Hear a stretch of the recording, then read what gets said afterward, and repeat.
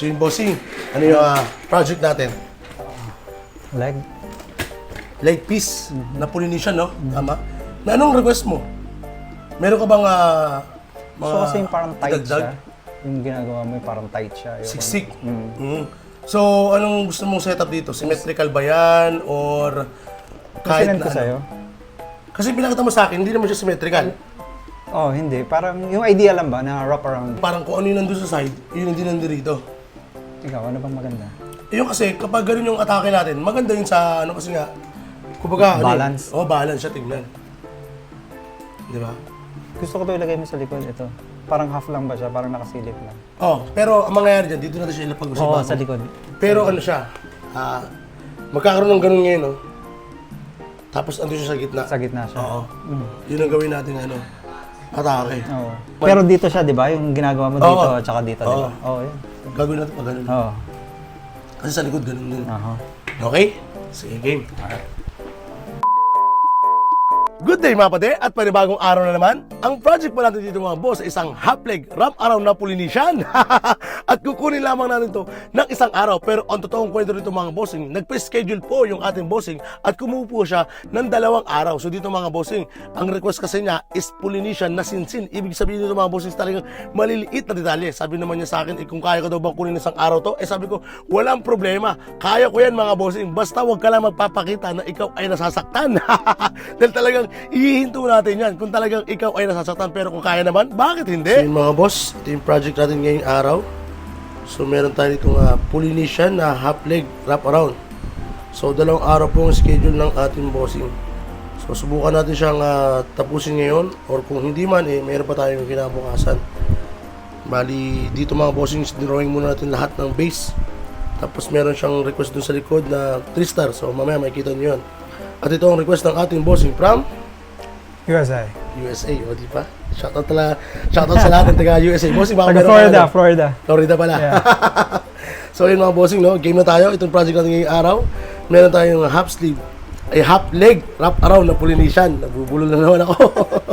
At ayun na nga, game na tayo. So para sa materials natin itong mga bossing, dito ay gagamit tayo ng 14RS, ng 7RL at ng 15RM. So 3 klase po ng needle ang gagamitin natin para mabuo itong project na to. So dito mga bossing, kung sakasakali po na ubusan kayo ng RS mga bossing at meron lamang pa kayong RL, dito mga bossing ay pwede nyo pong gawing RS yung inyong mga RL. So kung standard needle po ang ginagamit yung needle mga bossing, ay pwede nyo pong sunugin yung dulo nun o pasuin ang lighter mga bossing.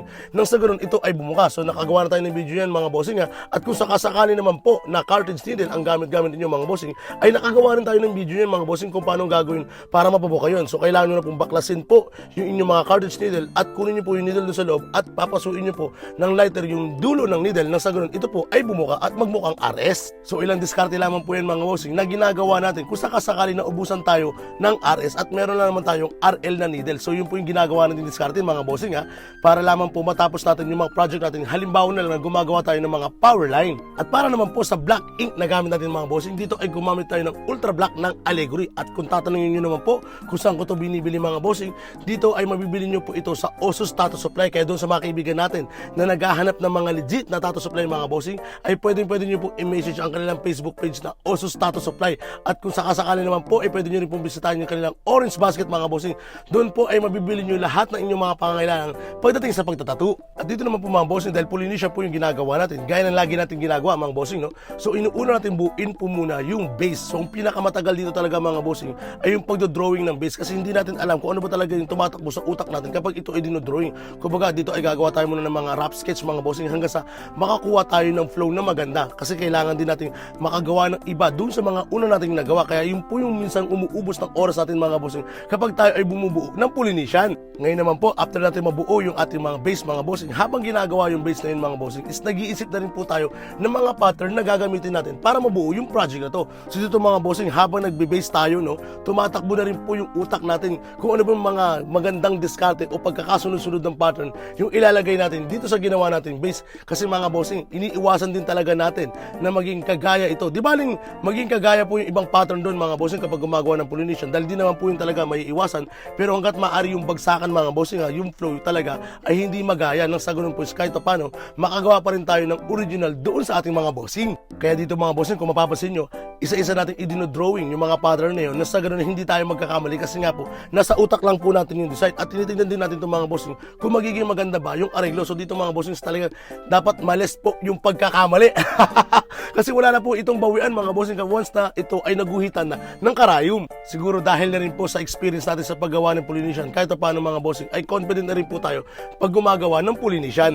At dito mga bossing, base lamang po sa aking experience mga bossing, kapag tayo ay gumagawa ng Polynesian, hanggat maaari mga bossing, yung distansya ng ating ginagawang mga pattern mga bossing is halos magkakatugma po mga bossing nang sa ganun, ito po ay maganda sa paningin natin.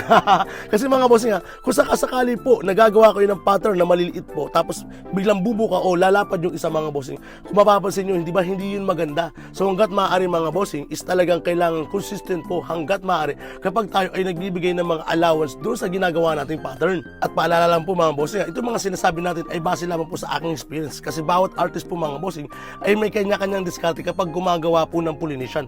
Meron po talagang mga artist na malaki yung sibak kapag sila ay gumagawa ng Polynesian Ibig ko sabihin sibak mga bossing, yung malalaki po yung mga laman loob o yung mga pattern na ginagawa nila. Okay lang din po yung mga bossing kasi nasa arreglo na po yun nung artist. Sa katulad ko naman mga bossing, mas trick ko lang po talaga na mas maliliit po yung mga pattern na ginagawa natin. Para sa akin mga bossing is nagagandahan talaga ako dun mga bossing. Yung sinsin siya, doon po talaga ako natutuwa kapag gumagawa tayo ng mga Polynesian Syempre, importante din dyan yung flow mga bossing. Ibig ko sabihin yung pagkakaareglo o yung pagkakasalansan ng mga pattern na ginawa natin. Halimbawa na lang mga bossing, kung puro lining lamang po yung isang pattern, tapos susundan mo yun ng puro lining din ulit mga bossing, tapos susundan mo na naman siya ng dart nasa sa inyo na po yun kung ano sa tingin yung magandang pang susunod doon. So dapat doon mga bossing is naiisip nyo na rin po kung ano ba yung magandang diskarte nang sa ganun po hindi po siya magiging parang black lang doon sa part na yun. Kasi importante rin po yun mga bossing na maganda po yung pagkakaareglo natin nang sa ganun talagang maging matikas at maging maangas yung ginagawa natin Polynesian. At dito mga bossing napakahalaga rin po mga bossing yung ating mga ginagawang linya.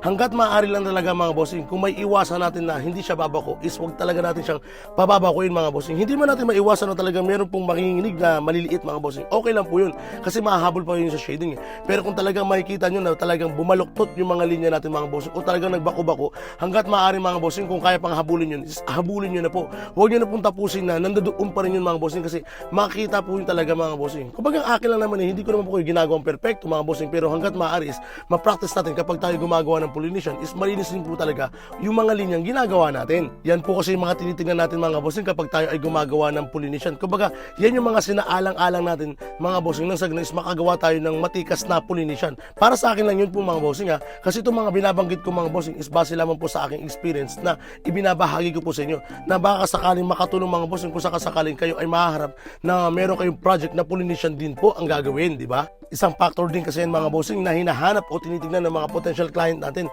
lalo na kapag naghanap sila ng mga artist na marunong o gumagawa ng mga Polynesian na tattoo, di ba? Kaya doon sa mga kaibigan natin nagsisimula pa lang sa pagtatattoo mga bossing, napakahalaga po talaga ng linya mga bossing. Kaya hanggat maaari kung meron kayong time is mag-practice po kayo talaga ng paglilinya mga bossing. Ulit-ulitin nyo yun mga bossing kasama practice ninyo at mawala po yung panginginig ng kamay ninyo habang kayo ay naglilinya. Kasi mga bossing minsan hindi maiwasan na kailangan natin gumuhit ng mahabang linya nang sa ganun is maiwasan po o hindi makita kung saan tayo nagdudugtong. Pero mga bossing, may ilang discarded dyan mga bossing para hindi mahalata yung dugtong natin kapag tayo ay naglilinya ng solid line. So mga bossing, gagawa natin ng video yan mga bossing. Ituturo ko po sa inyo yung technique na ginagawa ko kapag tayo ay nagdudugtong ng linya. Galing po sa isang mahabang linya mga bossing tapos idudugtong natin kasi minsan mga bossing, nakikita doon yung dugtungan yung pagkakabaon ng linyang ginawa natin.